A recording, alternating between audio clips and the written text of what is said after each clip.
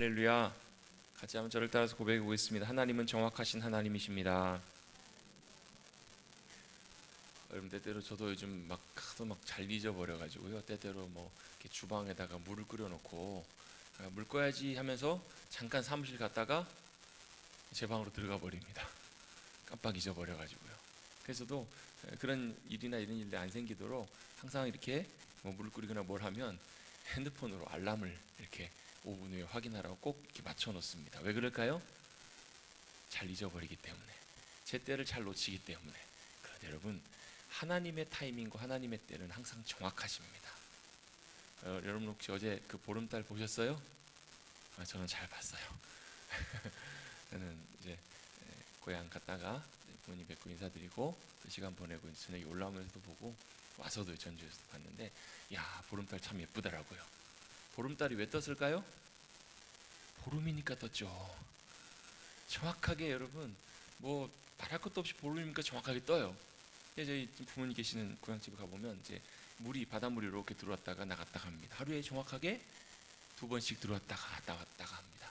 누가 시키지도 않았는데요, 정확한 타이밍에 들어왔다가 나갔다가 해요. 여러분 그거 아세요? 오늘 아침 해가 정확한 시간에 잘 뜬 거, 그리고 해가 잘 지는 거.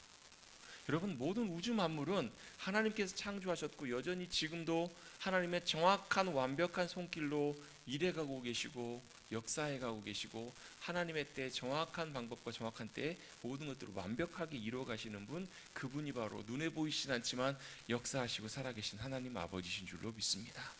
그분이 바로 저와 여러분의 하나님이시라면, 온 우주 만물을 그렇게 만드셨다면, 그렇게 운행하고 계신다면 참새보다도 귀하고 저 밖에 피어있는 꽃 한 송이보다 귀한, 어쩌면 저 달보다 온 우주 만물보다 더 귀하여서 더 소중하기 때문에 우리를 위해서 아들까지 내어주시면서 우리를 하나님의 자녀 삼아주신 그 하나님께서 우리를 그 천지 만물보다 더 귀하게 보시지 않으시겠냐는 거예요. 그렇다면 저와 여러분의 삶을 하나님께서 더 완벽하고 정확하게 인도해 가실 줄로 믿습니다. 그것이 바로 우리의 믿음입니다. 하나님께서는 모든 것들을 가장 완벽한 타이밍에, 모든 것들을 가장 정확하게 일해 가신다라는 거예요. 중요한 것은 우리가 그걸 믿는 거예요.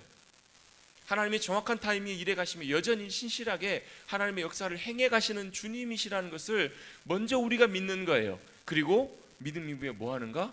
그 하나님의 타이밍에, 그 하나님의 역사하심과 인도하심에 믿기 때문에 뭐 하는 거예요? 순종하고 따라가는 것. 그 주님과 동행하면서 그 주님의 역사하심과 일하심들을 우리가 맛보며 누리며 살아가는 것, 그게 바로 믿음의 삶이라는 거예요.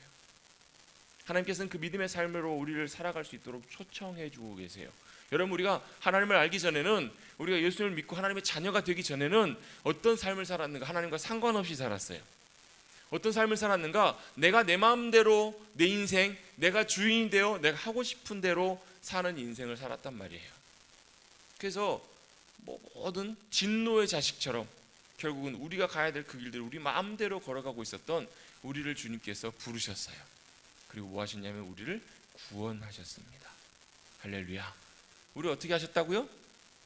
어떻게 해요? 예수님의 십자가로, 예수님의 십자가의 죽으심으로, 그 보혈의 능력과 권세로 그 예수님을 믿는 자에게 하나님의 자녀가 되는 권세를 주시고 다시 태어나게 하신 거예요. 뭘로요? 죽을 수밖에 없었던 죄인된 모습이, 나는 죽고 누가 사세요? 내 안에 그리스도께서 사심으로 내가 그리스도 안에서 새롭게 거듭난 거예요. 우리 이제 그 피택의 교육을 하면서 우리 그리스도인이 가져야 될 확신을 몇 가지를 나누는데, 우리가 구원의 확신을 어떻게 갖는가? 또 증거는 이것이라는 거예요. 또 증거는 이것이니, 하나님이 뭘 주셨어요? 우리에게 영생을 주신 것과 이 생명이 그의 아들 안에 있는 그것이니라. 예수 그리스도 안에, 그 아들 안에 뭐가 있다고요? 생명이 있어요. 그 생명을 우리에게 선물로 주셨어요. 그래서 아들이 있는 자에게는 생명이 있고 하나님의 아들이 없는 자에게는 생명이 없다라는 말씀을 요한일서 5장에 말씀하고 있잖아요. 즉 아들 예수 그리스도가 우리 안에 계시는 분, 우리 안에 들어오시면 생명이신 그분이 우리 안에 들어오심으로 우리는 뭐가 되는 거예요? 다시 우리가 생명의 존재들로, 영원한 생명의 자녀들로 거듭나는 거예요. 다시 태어나는 거예요. 하나님의 자녀로 우리를 주님께서 구원해 주시고 우리를 불러내 주신 줄로 믿습니다. 어디서요? 세상 가운데에서, 애굽에서. 애굽에서 종살이하며 노예살이하며 결국은 그렇게 매어 살다가 죽을 수밖에 없는 우리를 주님께서 건져내어 주셨습니다. 어떻게 살도록요? 하나님 안에서 하나님의 자녀로 자유인으로 살아갈 수 있도록 저와 여러분을 불러주신 줄로 믿습니다.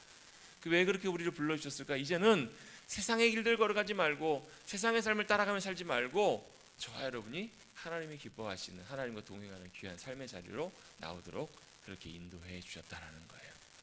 이제는 주님께서 저희를 한 걸음 한 걸음 주님과 따라가는 동행하는 삶으로 주님께서 저희를 인도해 가세요.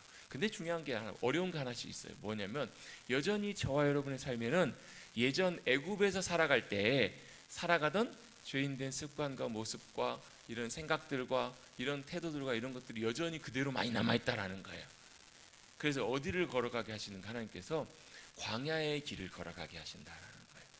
광야는 그냥 걸어가는 것이 아니라 광야는 하나님께서 그들을 인도해내셔서 뭐 하시는 거냐면, 한 목사님이 이런 표현을 쓰세요. 이스라엘 백성들이 광야 길을 걸어가게 하시는 이유가 있는데, 그래서 특별히 광야 길을 여정을 걸어가는 가장 이제 그 모습들이 제대로 나와 있는 장면이 민수기 장면인데요. 민수기를 그래서 광야 학교라고도 부르고요, 광야 훈련 학교라고도 부르는데, 하나님께서 이스라엘 백성들을 왜 광야를 걸어가게 하셨을까?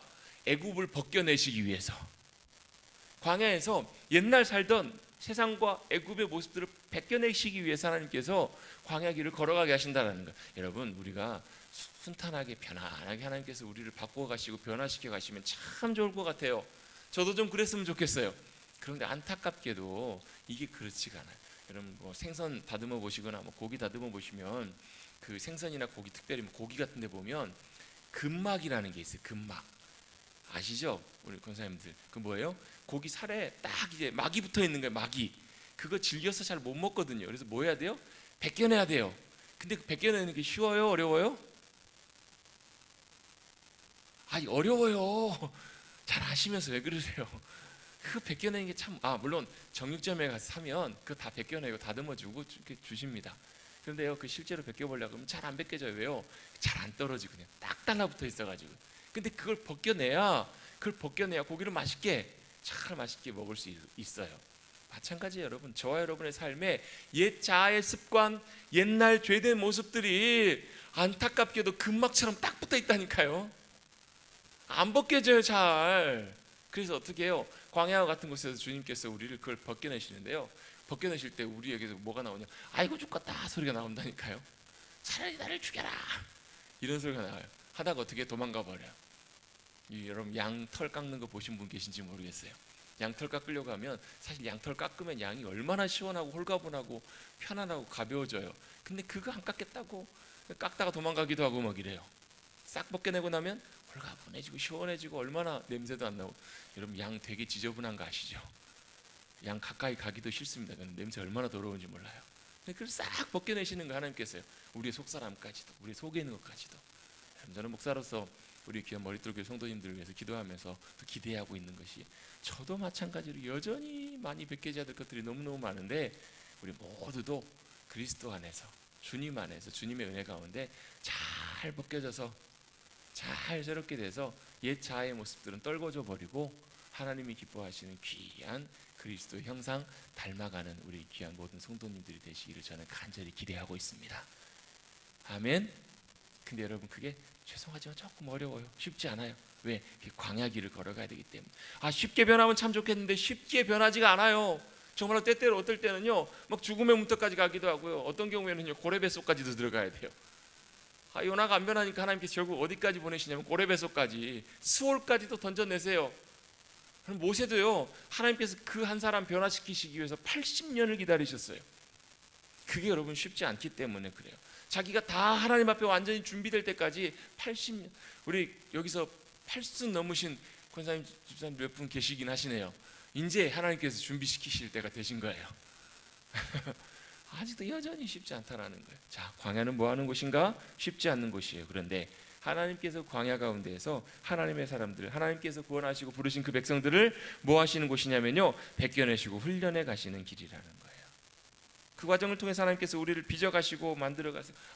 하나님이 나를 광야로 인도하셨구나. 때때로 하나님께서 나에게 이렇게 힘든 상황이나 쉽지 않은 사람을 주셨구나. 뭘 기억하시라고요? 하나님이 나를 다듬어 가시고 빚어 가시고 나를 벗겨내 가시고 계시는구나. 자꾸 이렇게 죄송합니다. 벗겨낸다 그래서 벗겨내 가고 계시는구나. 하나님 자꾸 나에게서 빚어가시고 만들어 가시는 거예요. 여러분, 지난주에 우리 함께 말씀 나눴잖아요. 여러분, 환경이 중요한 게 아니고 다른 사람이 문제가 아니라고요. 정말 중요한 건 뭐냐면 저와 여러분 자신이에요. 하나님께서는 저와 여러분 자신을 더 빚으셔서 정말로 귀한 길들로, 귀한 복된 존재들로 빚어가길 원하시는 하나님의 의도와 마음을 우리가 잘 깨닫게 되기를 다시 한번 주님의 이름으로 축복합니다. 근데요, 광야길을 걸어가는 우리들에게 어떤 습관들이 있냐면 자꾸 우리는 쉽고 편한 길들로, 부족함이 없는 길로 가려고 하는 그런 성향들이 있다는 거예요. 쉽게 말하면 좋은 길로 가고 싶어요. 부족함이 없고 좋은 길, 편하고 좋은 길, 그런 길로 가려고 하지 힘들고 어려운 길을 가려고 하지 않아요. 그런데 하나님은 자꾸 때때로 어떨 때는 편하고 좋은 길들보다 항상 좋지 않은 길들로 인도하실 때가 있어요. 자, 홍해에서 놀라운 승리를 맛보게 하십니다. 놀라운 승리를 경험해. 여러분 한번 보세요. 바다가 갈라지고요, 그 가운데 생명의 길이 쫙 열렸어요. 다 죽었네 싶은데 거기에 길이 열린 거예요. 여러분 아마 우리 주변에서 어떤 분이 다 죽었네, 이제는 더 이상 뭐 병원에서도 손 쓸 수 없는, 이제는 의사 선생님도 손 쓸 수 없는 그런 상황에서 하나님이 놀랍게 기적적인 손길로 예를 들면 주님께서 고쳐주셨다고 생각을 해보세요. 가정을 한번 해보십시다. 저는 그런 간증들과 그런 고백들도 좀 있었으면 좋겠어요. 하나님께서 역사하신 일들을 우리가 함께 볼 수 있도록. 자, 그렇게 주님이 기적적으로 고쳐주셨어요. 그러면요, 아마 모르긴 몰라도 2m는 뛰어오르실 거예요. 아마 우리 모두가 함께 기뻐하고 아멘 할렐루야 이럴 거예요. 찬송하면서 주님 위대하십니다. 주님은 찬송받기 합당하십니다. 주님은 불가능한 일을 이루시고 여전히 주님은 살아계시며 우리를 사랑하십니다. 아멘 하실 거예요. 하실까요? 안 하실까요? 할 거예요. 우리 모두가 다. 그런데 그게 계속되면 참 좋겠는데요, 그런 홍해의 놀라운 승리, 대적들 자기를 죽이려고 쫓아왔던 애굽의 군사들을 다 물에다가 수장시켜버리시고 덮어버리시고 주님의 능력의 손길을 나타내시고, 그 직후에 그 다음에 그들에게 찾아왔던 길이 어떤 길인가? 3일 동안 물이 없어요.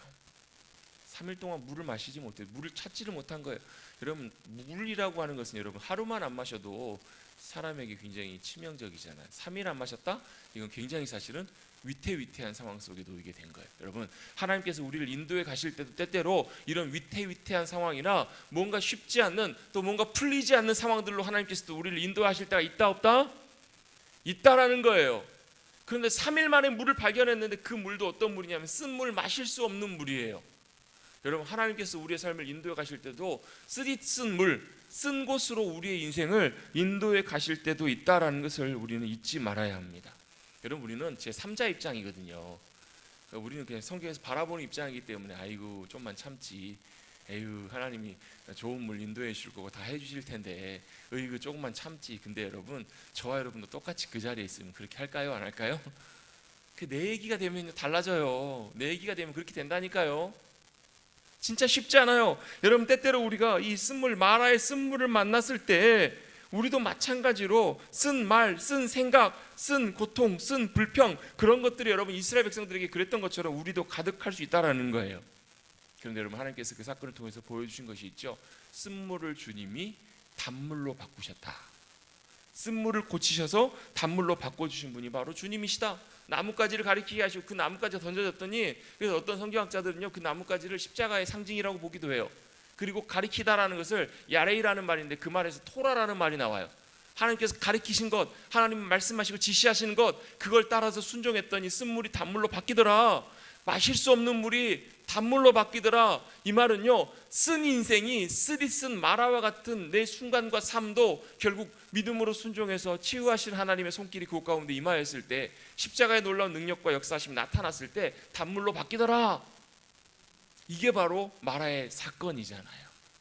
그걸 통해서 하나님께서 여전히 우리의 생각과 마음을 바꾸시고 인도에 가기를 원하시는 놀라운 하나님이심을 경험하게 해주신다라는 거예요. 여러분, 우리는 그런 인도하심과 하나님의 계획과 역사하심, 또 고치시고 바꾸시는 하나님이심을 우리가 알게 되면 불평하지 않았을 텐데, 상황과 환경과 현실만 보게 되면 불평하는 것이 바로 저와 여러분의 연약한 인생의 모습임을 성경을 통해서 우리는 여러분 깨달아야 된다라는 거예요. 여러분, 상황과 환경만 보지 마시고 상황과 환경 속에 계시는 그 하나님을 우리가 신뢰하고 바라보는 저와 여러분 되시기를 간절히 바랍니다. 그래서 하나님께서 마라의 쓴물을 지난 다음에 엘림으로 인도하시잖아요. 엘림은 얼마나 좋아요. 참 만족스럽고 참 좋은 곳이었어요. 쉴만한 곳이었어요. 이런 거 이곳이 좋사오니 이곳에 계속 머무르면 안 될까요? 근데 하나님께서는 또 좋은 곳을 떠나서 또 인도에 가세요. 어디로 인도에 가세요? 신광야로 인도에 가세요. 신광야로 나왔더니 그들 가운데 또 광야의 길들 걸어가면서 그들 가운데 원망과 불평의 마음들이 들어오기 시작합니다.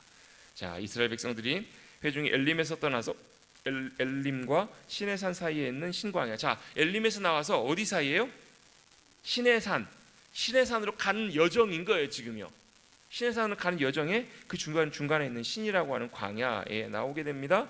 그때가 언제냐면 둘째 달 15일이에요. 대략 한 달 정도 된 거예요. 왜냐하면 첫째 달 14일 15일에 유월절을 지키고 그들이 애굽에서 나왔으니까 둘째 달 15일이면 약 한 달 정도 된 거예요. 그때 어떤 일이 벌어지는가? 2절입니다. 우리 한번 2절 말씀, 2절 3절까지도 우리 같이 한번 읽어보겠습니다. 시작. 이스라엘 자손 온 회중이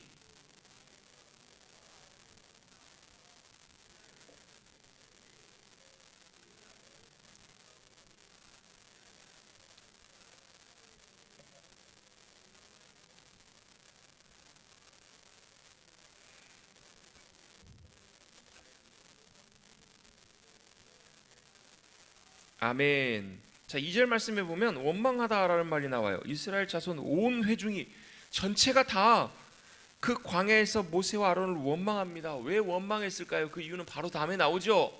그 다음에 나오는데요. 여기 중요한 게 여기서 원망하다라는 말은 밤을 지새우다, 또 중얼거리다, 투덜거리다라는 이런 뜻이에요. 그래서 이 원망하다라는 말을 이렇게도 해석하기도 합니다. 밤에 잠자려고 누워가지고 밤새도록 뭐 하는 거예요? 침상에서 그냥 거기서 중얼중얼거리면서 원망하고 있는 거예요. 대놓고 원망하는 것도 원망이에요. 대놓고 불평하는 것도 불평이에요. 근데 어떻게 해요?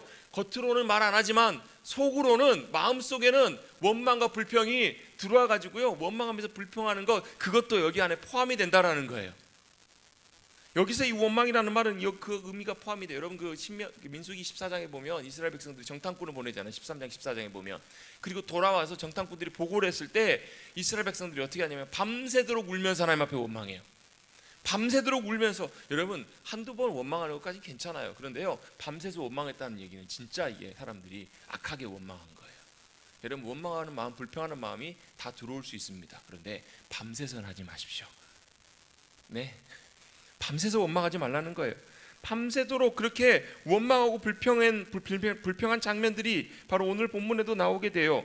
그런데 여러분 그 말들이 내 마음속에, 입술의 소리뿐만 아니라 마음의 소리로 원망하는 그 소리를 사실은 누가 듣고 계세요?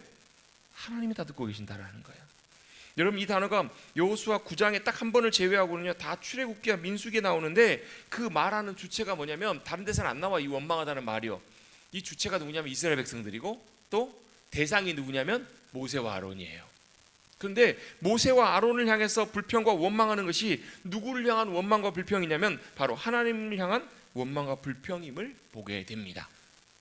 자, 그러면 그들이 왜 원망하고 불평하게 됐는지 말씀해 보면 뭐라고 나오냐면, 이스라엘 자손들이 그들에게 이르되 우리가 애굽 땅에서 고기 가마 곁에 앉아 있었을 때와 떡을 배불리 먹던 때에 여호와의 손에 죽었더라면 좋았을 것을, 이렇게 말씀합니다. 자, 애굽에서 고기 가마 옆에 앉았을 때와 떡을 배불리 먹었을 때, 자, 고기를 먹었다라는 표현은 나오지는 않아요.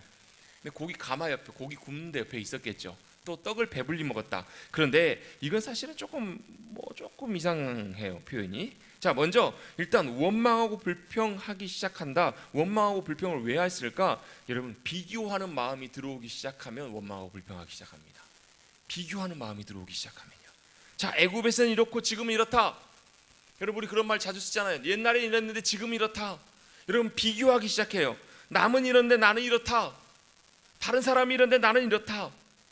이 상황은 이런데 나는 이렇다. 여러분 이런 비교하는 마음들이 들어오기 시작하면 당연히 그 비교와 함께 이어서 뭐가 들어오냐면요, 감사하고 기뻐하는 마음이 아니라 원망하고 불평하는 마음들이 자연스럽게 같이 우리 가운데 들어온다는 거예요. 여러분 비교는 사실 별로 나에게 의미가 없어요. 유익하지도 않아요. 여러분 비교하는 것보다 더 중요한 게 뭐냐면 바로 하나님의 기준을 보는 것이 훨씬 중요해요. 상황을 가지고 비교하면서 그걸 재지 마시고 여러분, 주님을 보고 십자가를 바라보고 주님 앞에서, 하나님 앞에서 내 자신을 보기 시작하면 비교하는 것 자체가 아무런 의미가 없는 것을 보게 돼요. 왜요? 십자가 앞에서 보면 나는 하나님 앞에서 아무런 선한 것이 없는 죄인이고 아무런 가치 없는 존재임을 분명하게 깨닫게 돼요. 또한 동시에 그 십자가 앞에서 그래서 하나님의 은혜와 의만이 내게 유일하게 필요한 존재임을 깨닫게 된다니까요. 같이 한번 고백하겠습니다. 나는 아무것도 아닙니다. 이걸 고백할 수 있게 된다라는 거예요. 내가 아무것도 아니면 상대방과 비교하는 것 자체가 의미가 없어요. 여러분, 사람들이요, 비교하거나 또 사람들이 이렇게 뭔가 이렇게 상처받거나 오해하거나 원망하거나 불평하거나 감정이 상하거나 이럴 때 제일 많이 넘어지는, 제일 많이 뭐랄까 이렇게 영향을 받는 부분이 어디냐면 자존심이에요. 자존심이 건드려지면요 못 견뎌요. 자존심이 건드려지면 못 참습니다. 저도 생각보다 상당히 자존심이 강한 편이었는데 지금도 여전히 좀 그렇지만 그래도 지금 많이 참 진짜 감사하게 하나님 앞에서 하나님의 십자가의 그 능력이 저를 많이 새롭게 하셨다라는 느낌이 많이 들어요. 자존심 건들면요 다른 건 다 몰라도 다른 건 다 참아도 못 참아요. 그런데 여러분, 그거 아세요? 십자가 앞에서 내가 죽어야 될 것 중에 하나가 내 자존심인 거. 나는 죽은 거예요. 십자가 앞에서 내가 죽으면 자존심이 의미가 없어요. 왜요?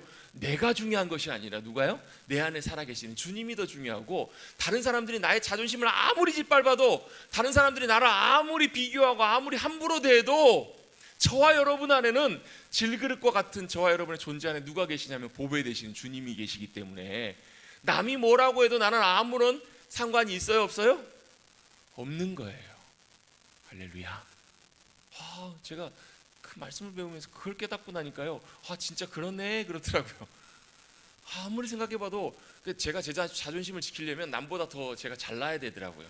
남보다 더 대단해야 되고 남보다 아쉬울 것이 없어야 되더라고요. 그래서 자꾸 자기 자신을 더 강하게 만들고 제 자신의 약점을 감추고 막 이렇게 열심히 살아오다 보니까 얼마나 사실 열등감도 많이 생기고 긴장감도 많이 되는지 몰라요. 근데 따지고 보니까 아무리 제가 제 자신을 잘 가꾼들 저는 아무것도 아닌 질그릇이라는 것이 깨달아지더라고요. 손대면 톡 하고 가사 기가 막히게 우리 현철 씨가 잘 지어 불렀어요. 그게 봉사나 연장이 중요한 게 아니라 저와 여러분의 존재가 정말로 질그릇처럼 연약한 존재예요. 그런데 진짜 감사할 건 뭐냐면 그렇게 연약하고 아무것도 아닌 저와 여러분 가운데 누가 계시냐면 주님이 계신다라는 거예요. 주님이 저와 여러분의 능력이 되시고 강함이 되어주시고 저와 여러분의 가치가 되어주신다면 세상 사람들이 어느 누가 나를 함부로 무시하고 손가락질하고 욕해도 여러분 웃어줄 수 있는 거예요. 아유 그래, 너는 나 비웃어라, 너는 나 함부로 대라, 나는 별 볼 일 없다.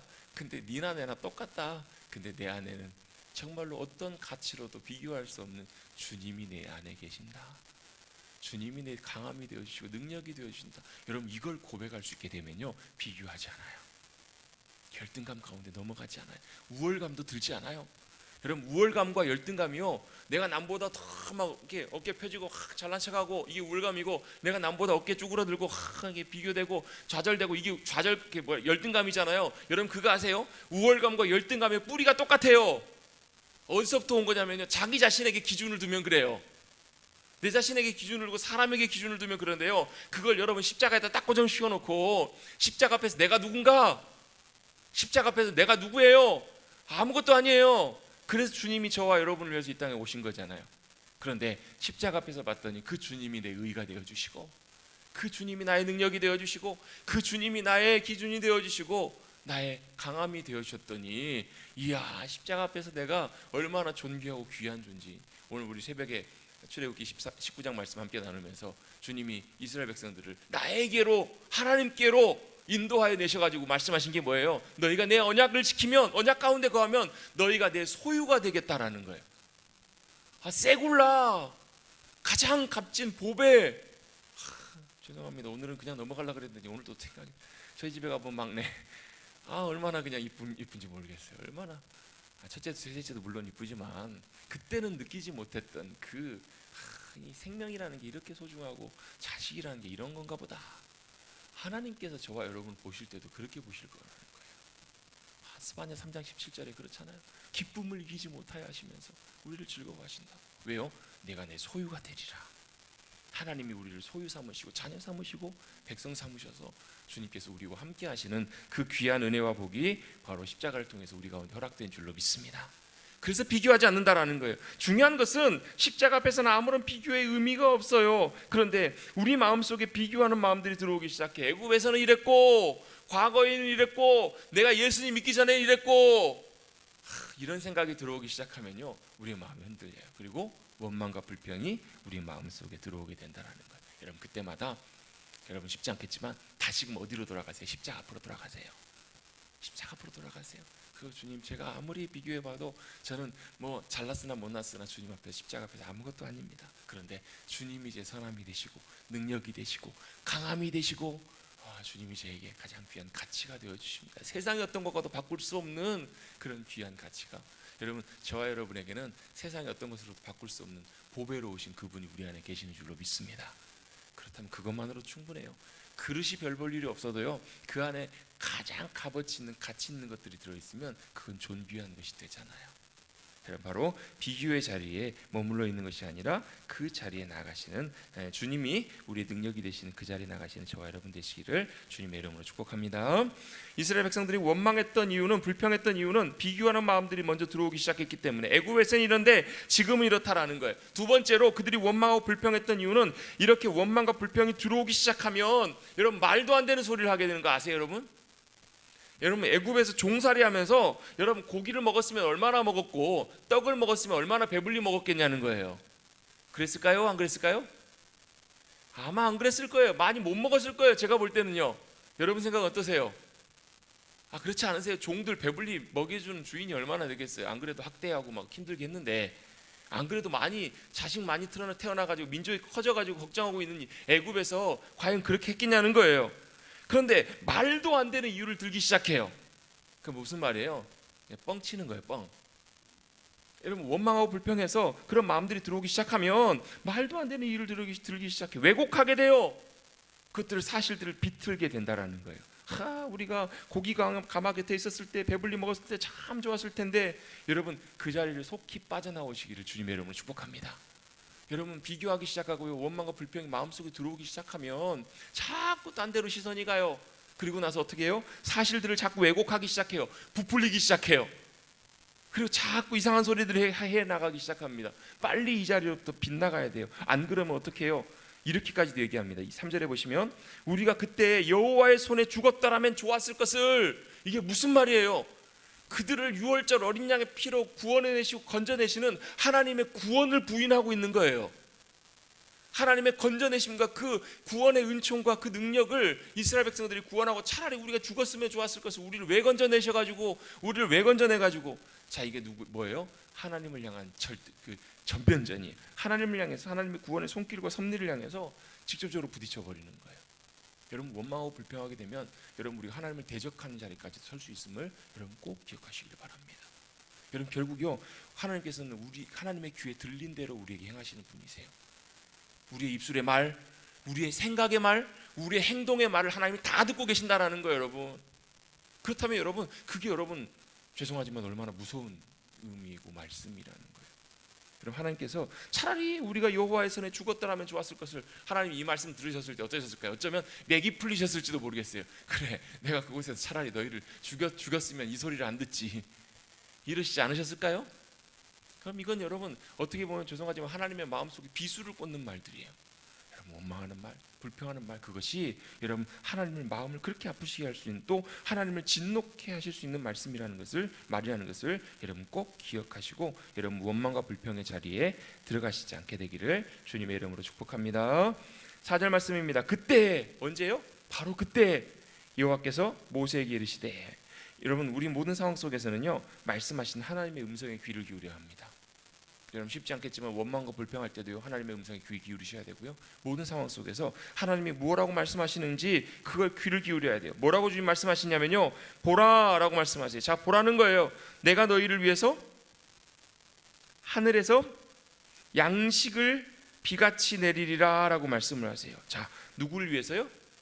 너희를 위해서, 이스라엘 위해서. 참 하나님은 대단하신 분이세요. 진짜로 인자와 긍휼이 무궁하신 분이세요. 왜요? 이렇게 제가 만약에 하나님이었으면 바로 아마 내려와가지고 제가 무엇이야? 그래, 니들 말대로 하자 하면서 다시 애굽으로 데려가가지고 거기서 싹 다시 잃어버리셨을지도 모르겠어요. 참 감사할 일이 제가 하나님이 아니니까. 하나님께서는 그럼에도 불구하고 그들을 위해서 예비하고 계세요. 왜 그러셨을까요? 왜 그러셨을까요? 이스라엘 백성들을 여전히 사랑하시기 때문에 그래요. 여러분, 저와 여러분 하나님께서 사랑하시기 때문에 때때로 우리가 연약할 때에도, 모자랄 때에도, 넘어질 때에도 하나님은 인자와 긍휼로 기다리시고 계신 하나님이세요. 여러분, 하나님께서, 예수님께서 그런 천국의 비유를 드시잖아요. 악한 마귀들이 와가지고 가라지를 싹 뿌리고 갔어요. 그럼 자, 이삭이 자라고 있는데 요즘 벼가 많이 자랐잖아요. 거기다 가라지를 다 뿌리면 어떻게 해야 돼요? 가라지를 다 뽑아야 돼요. 다 뽑아야 되는데 종들이 와가지고 가라지를 다 뽑을까요? 그랬더니 주인이 뭐라고 그래요? 아사라, 놔둬라. 혹여라도 그거 뽑다가 이삭 뽑을까 염려된다. 나중에 추수 때까지 놔뒀다가 추수하고 나서 가라지는 싹 그대로 태워버리고 알곡만 모으면 되니까. 자, 하나님께서 왜 지금 사단과 어둠의 권세들과 악한 무리들을 그대로 여전히 지금도 완전히 불못에 던져버리시지 않고, 무적행에 던져버리시지 않고 여전히 주님께서 그대로 방치해두고 계시는 것처럼 보일까요? 왜냐하면 그 가운데 단 한 영혼이라도 주님께로 돌아올 영혼들을 주님은 기대하시고 기다리고 계시기 때문에, 왜 주님이 빨리 오시지 왜 안 오시나? 하나님은 이 세상 가운데 돌아올 사람이 단 한 사람이라도 남지 않을 때까지 주님께서는 유예하고 계시기 때문에 그래요. 여러분, 그 하나님의 마음과 그 사랑과 인자와 긍휼을 우리가 잘 깨달을 수 있게 되기를 주님의 이름으로 축원합니다. 하나님께서 너희를 위하여, 내가 너희를 위하여, 하나님은 여전히 하나님의 백성들을 위해서 항상 뭐하고 계세요? 계획하고 계시고 준비하고 계신다라는 거예요. 여러분, 때때로 부족해 보여도 광야에서 도대체 뭘 먹고 살아? 그 순간에도 하나님 뭐하고 계신다고요? 계획하고 계신다니까요. 준비하고 계신다니까요. 뭘요? 하늘에서 빛처럼 양식을 내릴 것을. 여러분, 그래서 중요한 부분이 그것입니다. 여러분, 광야는요 땅에 있는 것으로 먹고 사는 자리가 아니라 하늘로부터 주님이 공급해 주시는 것들을 먹고 경험하는 자리가 바로 광야라는 거예요. 여러분, 광야는 뭔가? 광야는 땅의 양식으로 살아갈 수 있는 것이 아니라 하늘의 하나님께서, 바로 하늘의 하나님이 공급해 주시는 하늘의 양식으로 사는 곳이 바로 광야라는 거예요. 여러분, 우리의 인생도 마찬가지입니다. 성경에서는 약속의 땅 가나안으로 향해 가는 광야와 같은 인생길이라고 말씀하고 계세요. 그렇다면 여러분, 우리가 여전히 겉으로 우리가 벌어먹고 살고 이 땅에서 수고하고 열심히 얻은 것일지라도, 여러분, 우리는 뭘 의지하고 살아가야 되는가? 내 손을 의지하고 살아가는 것이 아니라 늘 순간순간마다 하늘에서 공급해 주시는 하나님의 공급하심과 그 양식을 우리가 믿음으로 신뢰하며 의지하며 나아가는 그런 믿음의 시선들을 놓치지 말아야 된다는 거예요. 여러분, 부족해도 넉넉해도 넘쳐나도 아니면 정말로 죽기 일보 직전의 상황 속에 있을지라도 여러분, 우리는 하늘의 양식을 사모하며 주님을 믿음으로 신뢰하며 기다리는 우리 모두가 되시기를 주님의 이름으로 축원합니다. 그것을 훈련하는 자리가 어디인가? 바로 광야라는 거예요. 여러분, 혹시라도 궁핍한 가운데 계십니까? 모자란 가운데 계십니까? 마음에 조바심이 드십니까? 어떻게 해야 될지 답답하시고 걱정이 되십니까? 그때는 뭐 해야 될 때예요? 내가 준비하고 내가 목돈 모으고 내가 열심히 수고하는 그 이전에 먼저 우리가 하늘의 공급하심과 인도하심을 기다리며 사모해야 될 때라는 거예요. 여러분, 그 말은 하늘에서 홍시 떨어지듯이 이렇게 목 들고 이렇게 기다리는 그 말을 말하는 것이 아니에요. 여러분, 하나님께서 여러 가지 방법으로 어떻게 인도해 가시는지 그걸 믿음으로 신뢰하며 기다리는 것, 그것이 우리에게 굉장히 중요한 부분이라는 거예요. 여러분, 광야 생활하시면서, 광야 같은 인생길 걸어가시면서 여러분, 하늘로부터 공급해 주시는 하나님의 공급하심을 기대하시고 경험하시고, 그래서 순간순간마다 채우시고 인도해 주시는 하늘의 만나를 맛보고 누리고 살아가시는 귀한 저와 여러분 되시기를 주님의 이름으로 축원합니다. 그리고 이 하늘의 양식으로 살아간다라고 하는 것은 바로 이 양식이 바로 누구시냐면 바로 생명의 양식 되시는 예수 그리스도 그분이시라는 거예요. 예수님이 이 땅에 오셔가지고 오병이어 기적을 일으켜 주시잖아요. 사람들은 이야, 됐다, 저분이 우리의 왕이 되시면 부족한 것이 있다 없다? 없겠다. 어제도 어떤 분하고 얘기를 하는데, 친척분하고 얘기를 하는데 그런 얘기를 하시더라고. 우리나라 사람들 뭐 다 그렇겠지만 우리나라 사람들은 옳고 그른 것이 중요한 것이 아니라 누구든지 자신의 탐욕을 채워줄 수 있는 사람이라면 누구든지 그 사람을 지지하고 따라가고 선택한다고. 그 말 듣고 보니까 참 맞는 말인 것 같아요. 뭐 이렇게 그 집값 뭐 이렇게 엄청 부자들 사시는 서울의 강남에 있는 부자들 종부세 조금 내려준다고 하면 누구든지 그 사람 찍고 선택하더라. 이게 우리 마음속에 있는 탐심이잖아요. 여러분 이스라엘 백성 그 당시에 여러분 유대인들이 예수님 오셔가지고 오병이의 기적을 보여주시니까 어떻게 해요? 야, 우리의 먹고 사는 문제를 해결해 주셨다. 이분을 우리 왕 삼으면 부족한 것이 없겠다. 이렇게 사람들이 막 달라들잖아요. 예수님이 진짜 주시기를 원하셨던 것은 단순히 떡 5개와 물고기 2마리로 5천 명을 먹이신 그 사건이 아니라 예수님 자신이 그들의 영원한 생명이심을 그들이 깨닫기를 원하셨잖아요. 여러분 아까 제가 요한일서 말씀을 같이 고백했지만 여러분 저와 여러분에게 진정한 생명이 누구신가? 예수 그리스도 그분이시잖아요. 예수 그리스도 그분이 저와 여러분 안에 들어와심으로 말미암아 우리는 뭘 먹는 거예요? 영원한 생명의 양식을 먹은 거예요. 여러분 육신의 양식은 먹어도 죽어요, 살아요? 먹어도 죽어요, 살아요? 죽어요. 근데요 영원한 생명의 양식이신 주님을 먹으면 살아요, 죽어요? 영원토록 살아요. 어디 가요? 우리의 영혼이. 아멘.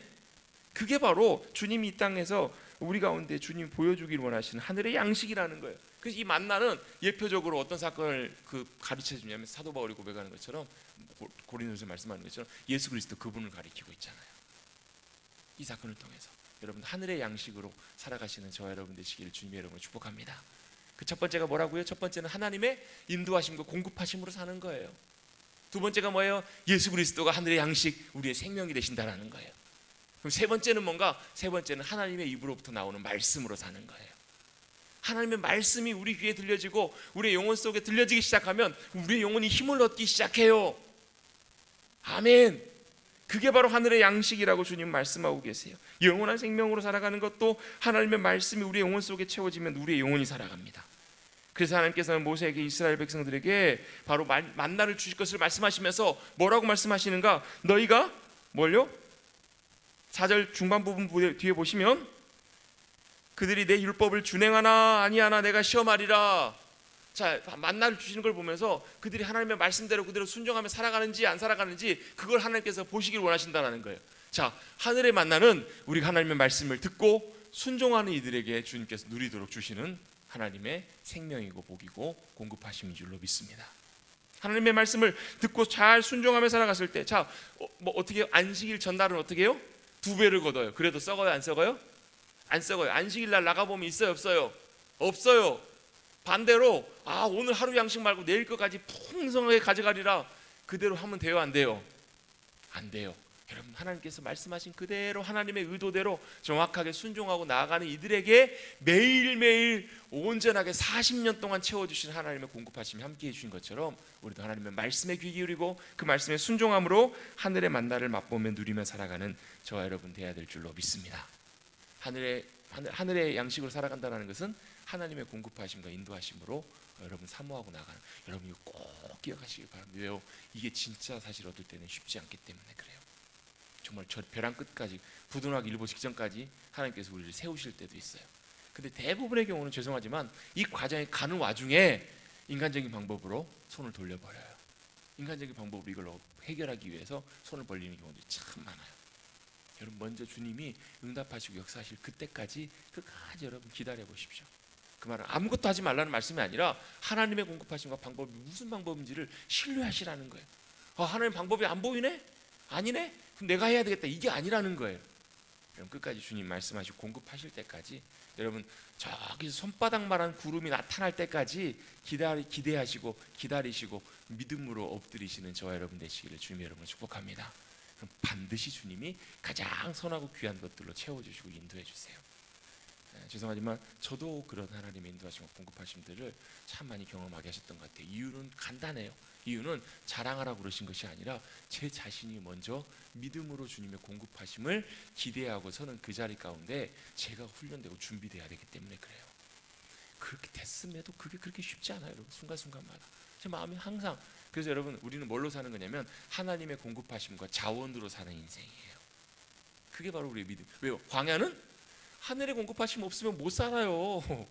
땅 파보세요. 광야에서 뭐가 나오나. 그래서 우리는 항상 기도하잖아요. 일용할 양식을 주시옵고. 주님 오늘도 우리에게 일용할 양식을 주셔서 감사합니다. 내일도 눈 뜨고 나서 하나님께서 오늘도 일용할 양식으로 함께해 주실 것을 믿습니다. 그렇게 고백하며 나가는 것, 하늘의 양식을 사는 것. 두 번째, 하늘의 양식이신 생명의 양식이지 영원한 생명이신 그 주님을 모시며 살아가는 것. 마지막 세 번째, 하나님의 입으로부터 나오는 말씀을 듣고 영원히 듣고 순종하며 나아가는 것. 그게 바로 하나님의 말씀에 순종하며 살아가는 귀한 삶, 하늘의 양식으로 살아가는 삶임을 꼭 기억하시기를 주님의 이름으로 축원합니다. 이제 번외로요, 하나님께서 이 말씀에 보면 중간중간에 몇 번이 나오는데 뭐가 나오냐면 4절에도 나오고요, 4절 아닙니다. 죄송합니다. 7절에도 나오고요, 9절에도 나오고 12절에 나오는데 계속 반복해서 뭐가 나오냐면 어떤 표현이 나오냐면요, 그들이 자기를 향하여 하나님을 향하여 원망함을 들으셨습니다.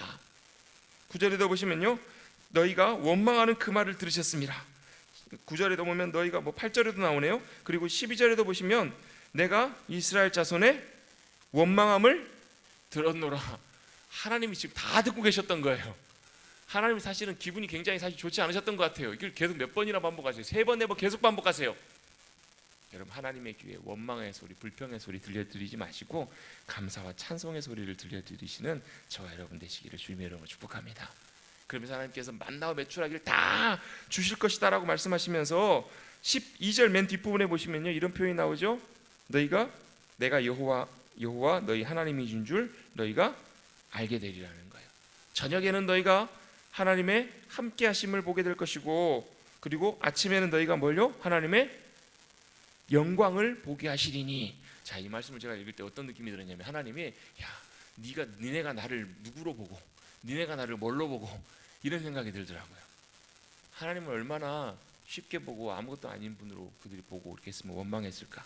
이러면 하나님께서는 하늘문을 여시고 우리의 모든 것들 이 땅을 다 채우시고도 남으실 수 있는 하나님이심을 우리가 믿고 신뢰하고 그 주님 앞에 믿음으로 나가시는 저와 여러분 우리 모두가 되어야 될 줄로 믿습니다.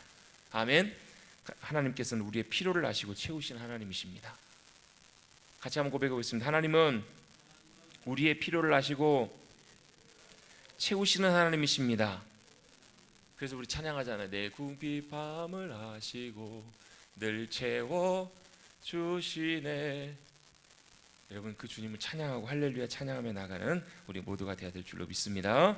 또한 두 번째로, 광야에서 원망과 불평이 마음들이 들어올 때 비교하고 또 과거로 돌아가서는 안 된다라는 거예요. 여러분, 원망과 불평이 마음에 들어올 때마다 여러분 다시 십자가 앞으로 나가십시오. 비교하지 마시고 과거로 돌아가지 마시고, 그리고 우리 애굽을 다 벗어버리시고 여러분 하나님의 귀한 자녀로 나가시는 저와 여러분 되시기를 간절히 바랍니다. 그래서 하늘에 만나는 하늘의 양식이고 또 순종하는 자에게 주시는 하나님의 생명이라는 거예요. 여러분, 마지막으로 말씀을 마치면서 원망, 불평 들어올 때 원망 대신에 믿음을, 불평 대신에 감사의 말을 저와 여러분의 마음과 입술 가운데 채우시는 주님의 귀한 백성들 우리 모두가 되시기를 다시 한번 주님의 이름으로 축복합니다. 우리 함께 찬송하고 우리 기도하도록 하겠습니다. 377장입니다.